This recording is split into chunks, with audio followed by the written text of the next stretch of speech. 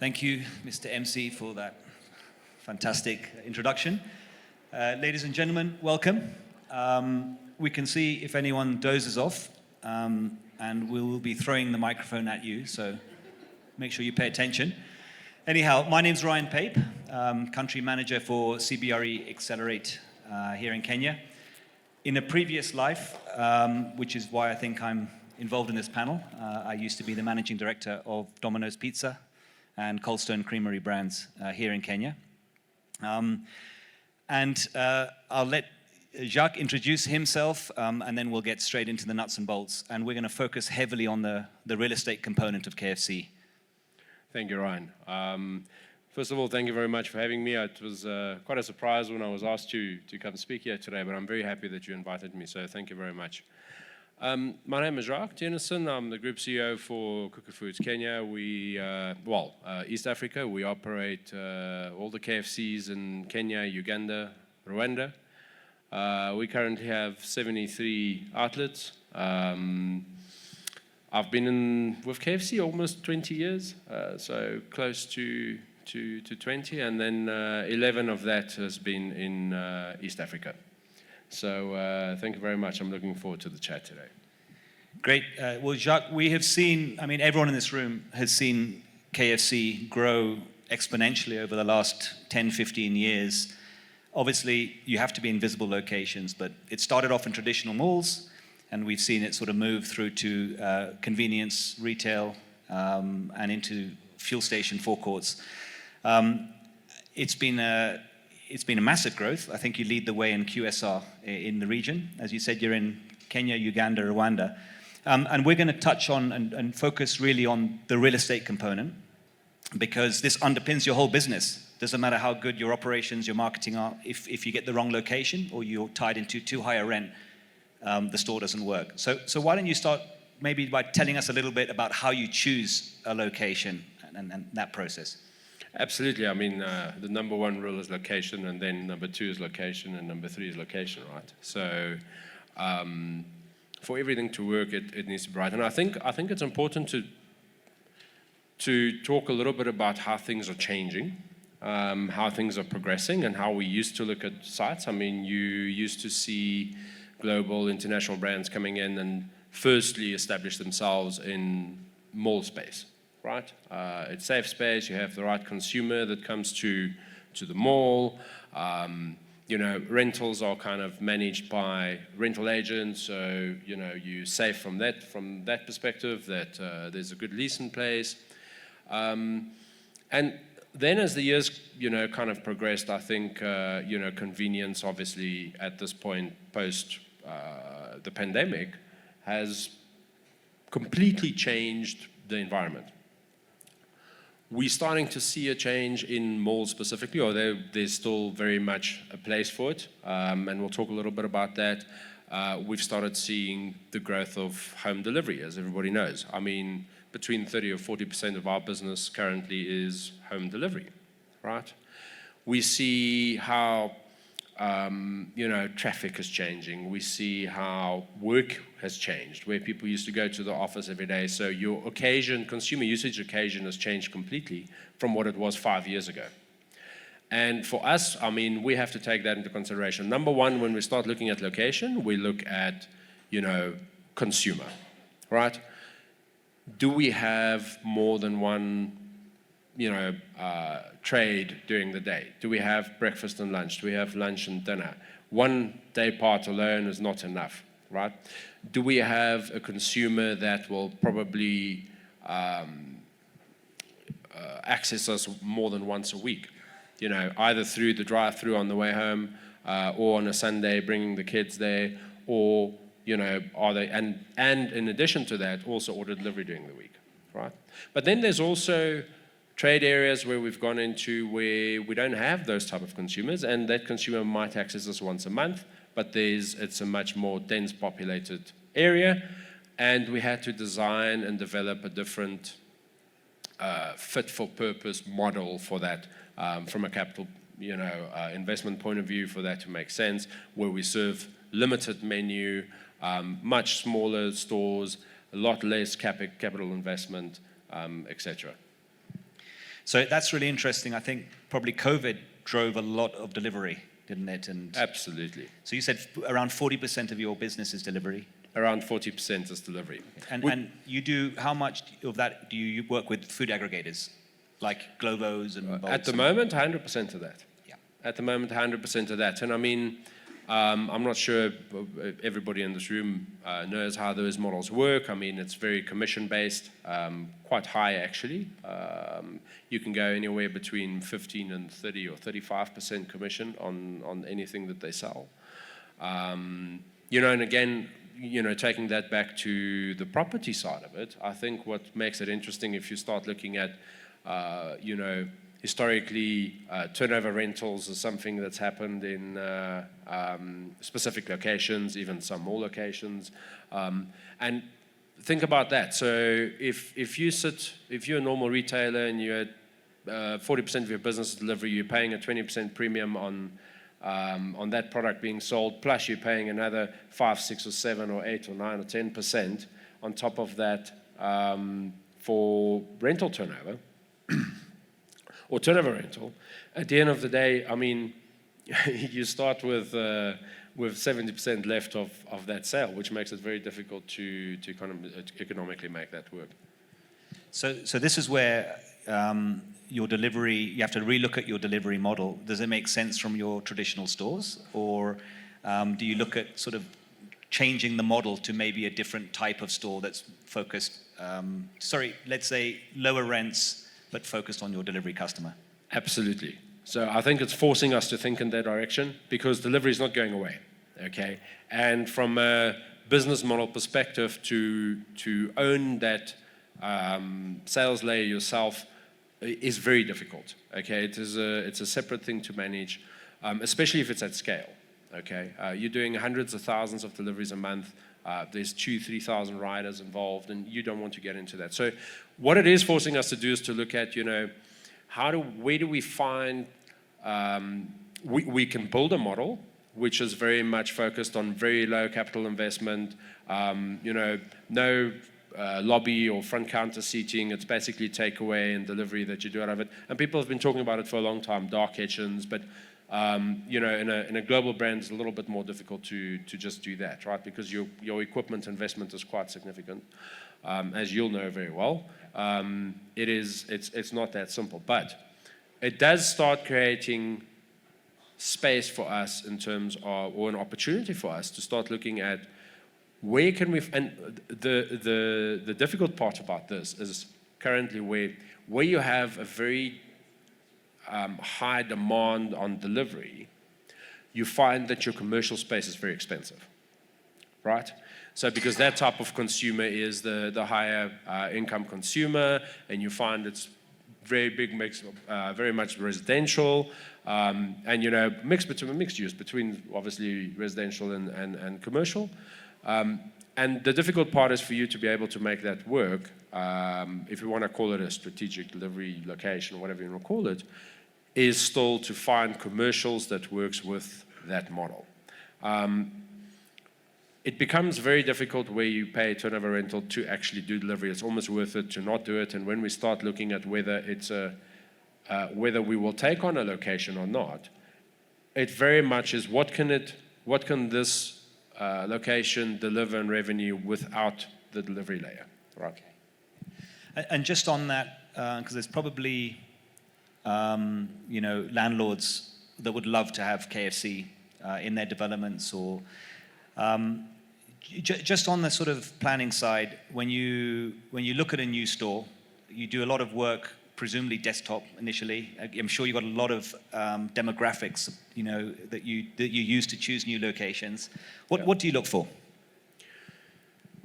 Again, I think, as you said, definitely, I mean, the desktop is there. We've built regression models that tells us, whether it's viable or not to go there. But also, I think there's certain things which models can't tell you, right? It's still worth it to go walk the streets, to go have a look at what type of consumer walks around. Number one for me is consumer, right? Is this a consumer that is going to access our brand? Are there enough of those consumers that's that will continue to act as our brand, whether it's on a daily basis, monthly basis, or every 3 months. The second thing we look for is it needs to be the right location within the right area. Okay, because you can sometimes find the right area, but if you can't find the right location, it changes things. I mean, there's a very good example. We had a store in Westlands, which was sitting in a pretty prominent place in Westlands. And some years ago, we relocated it 200 meters across the road, and it's doing almost 4 times what it did. Literally 200 meters on the other side of the road. So location does matter, right? And the third part for is it a landlord that is going to continue to reinvest in their property, that's continue to maintain their property? Is it a landlord that's going to be there when we have an issue?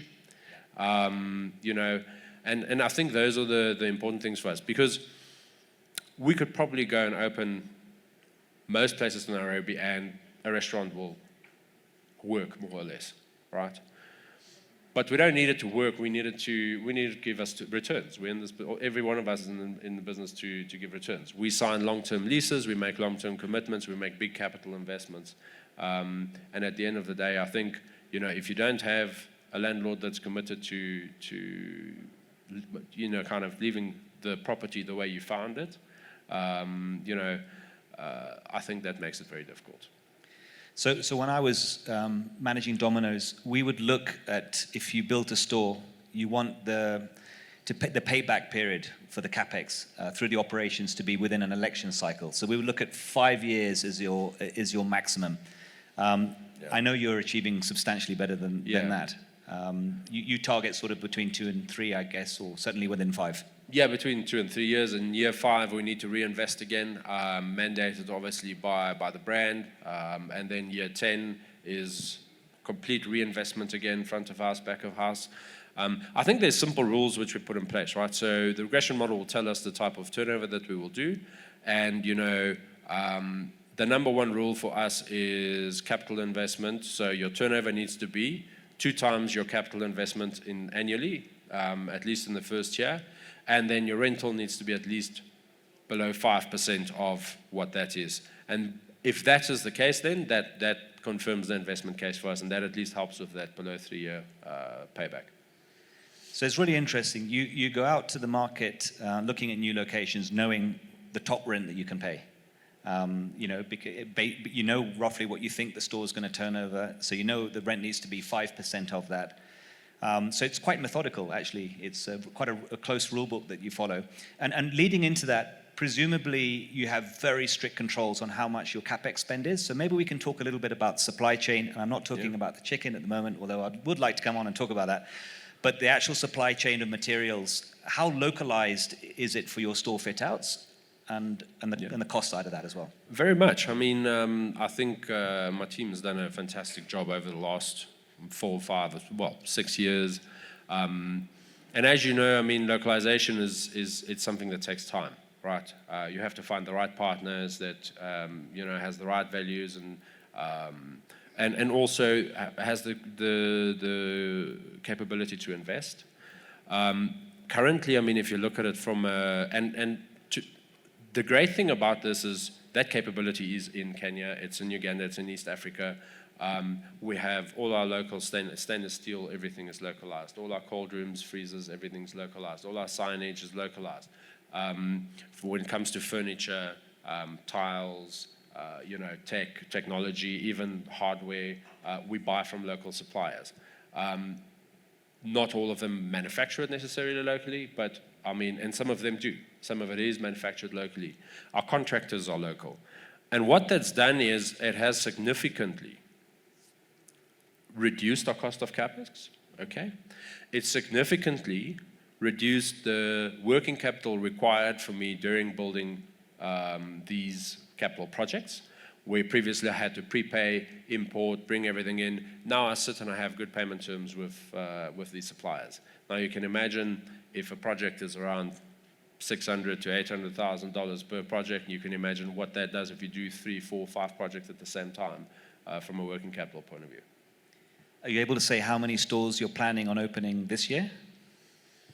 Well, I mean, we're being bullish. So we have opened 5 this year. There's 3 stores in build, and hopefully anything between another 5 or 5 to 10, maybe. I don't know. Let's see. Let's see how many we can get to.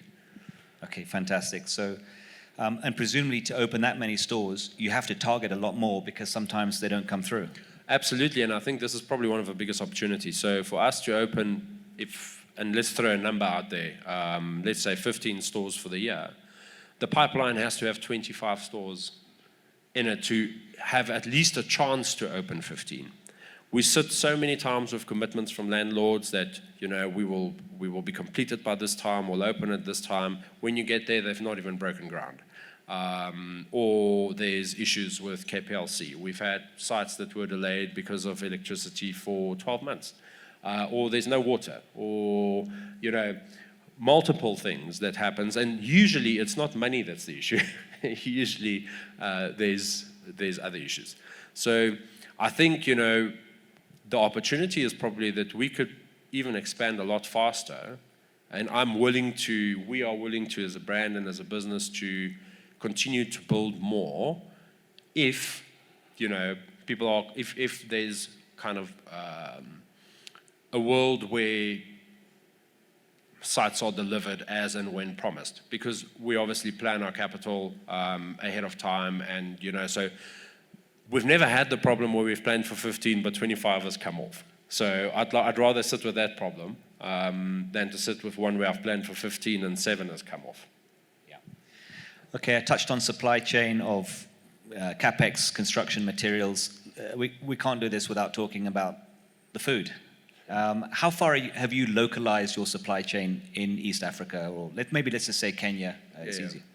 Well, this is something I'm very proud of. I mean, today as I'm sitting here, over 99% of all the products that we serve in Kenya has been localized and are purchased from local suppliers.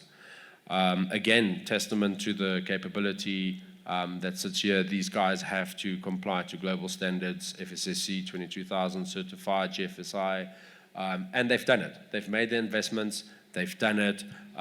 Some of them have even started exporting. We spoke about where there's some products that's starting to be exported to Mauritius and to other countries, which is a fantastic achievement for everybody. For me, it's made an enormous difference in our business. If you, again, when we come back to, you know, from a working capital point of view, it's changed our business. From a storage cost point of view, it's changed our business. And this has freed up a lot of capital for me to invest in building more restaurants and expanding the business. Okay, and maybe we can sort of end on this, but the quick serve restaurant space, QSR, fast food, a lot of people call it different things. QSR is the official name. It's changed a lot. We've talked on rents, changing locations, moving to convenience, moving to fuel stations. Have you seen a big shift in the last 10 years in Kenya? Yeah, absolutely. And I think there's in certain property types, you know, asset types, or whatever you want to call it, you know, I think rentals have corrected itself. I think in some it still needs to correct itself. I mean, previously we've had quick discussions about the CBD, you know, the CBD where we only have one restaurant in the CBD. And the only reason is because of rentals, right? Not because of anything else. It's not because the people are not there. The Gen Zs have moved in there. You know, the target market we're after is there. Malls are changing, right? And some of the malls, we've been there for 10, 15 years, and I've heard some of the speakers previously talk about, you know, rentals doesn't make sense. But also, for us that's been there 15 years, if you go and see how those rents have escalated over the years and where they sit today, they're completely out of whack. Right? And then if you look at, for instance, from a mall perspective, how the consumer behavior has changed. Is there still space for malls? Absolutely. But it's not in the old traditional way of, you know, we'll have restaurants and some retail trade in there. It's got to be experience-based. It's got to be destination-based. It's got to be, and I see a lot of the malls in Kenya are investing in that. And you can see the soft play area for kids and, movies and bowling alleys and all these things. And that's what does bring people to it. It's not just about the retail. Retail itself is not enough anymore. It's got to change. And for us to be able to continue to do this, we have to do the same. If you go to Westgate, you'll see we've made a significant investment in terms of building what we call an experience restaurant. It's still in concept phase. We're working on that, but also trying to make sure that we are creating a destination on our side for people to come. So it's not only from the landlord, but it's also from our side where we need to do a little bit more. The last thing I would just want to say is, obviously, you'll see we have a lot of restaurants on forecourts. Convenience is going towards easy access, right? So even if I'm not ordering delivery, it is about where can I get off the quickest, find parking, or go through the drive-through, and then, get out as quickly as possible. That is definitely the trend going forward. People don't have more time. We all have less time as we continue. And I think that will continue as we're going on. But I think there's still a place for all the different types of formats, and we will continue to focus on all the different types of formats, but we can't do the same thing everywhere and expect that we're going to get the same result. We have to be a little bit more intentional in terms of how do we, access every customer in a way that the property allows us to do, or that the property drives. Thank you, Jacques. And I think this is why I love working in the real estate sector, because every business is underpinned by its real estate. And as I said, the unit economics don't work if you get the wrong location or you're paying too high a rent. Straight off, doesn't matter how good everything else is. So it's been a fascinating conversation. It's been great watching the progress of KFC. I know that there's big plans in the pipeline. Thank you very much, Jacques. Ryan, thank you very much for having me. Thank you, everybody. Cheers.